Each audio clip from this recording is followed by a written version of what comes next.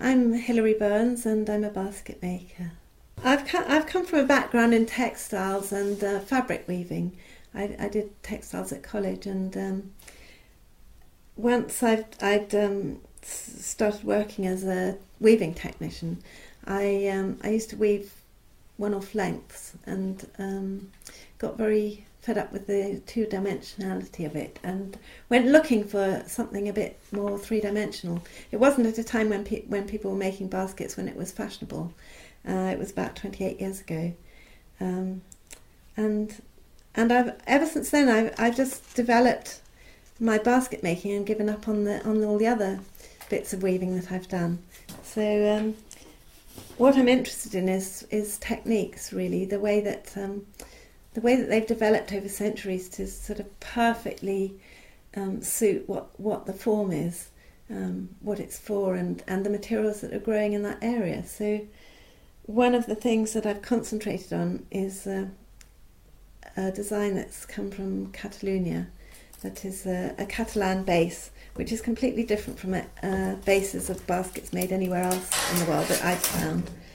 And so I've developed ovals and using the old round that they use as well. And then my sculptural work has become quite three-dimensional and made some quite strange forms.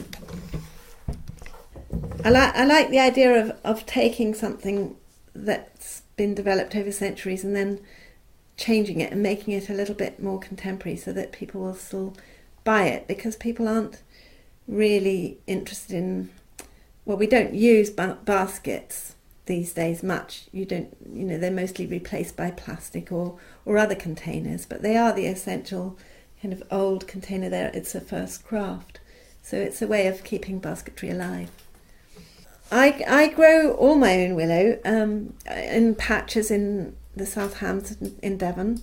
I grow lots of different varieties, probably about 50 or 60, that I've collected over the years from various people or places.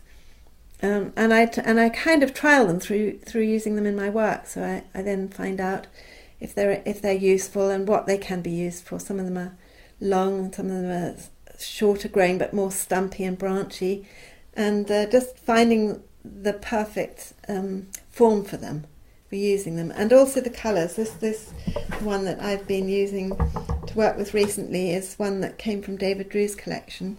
It's a very, very dark blue, bluey green. It dries that colour. It's not that colour when you cut it. When you cut it, it's a greenish colour.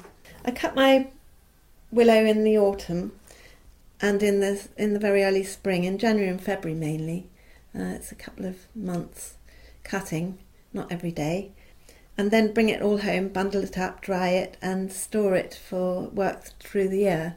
So when I come to use it, I need to re-soak it sometimes for up to a week or more. I think it's just come from the way that things interlock to make a sturdy form. I think that's my love is the ingeniousness of the way things interlock and can be woven together, and always finding something new, going and learning with people and finding a different way of doing it that I hadn't thought of, or even trying to find a new way myself. That's not so easy because most things have been done over the centuries.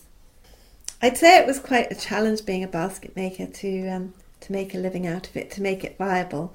And so most of what I do now, after having done it for so long, I get quite a lot of commissions, people asking me to make specific things for them.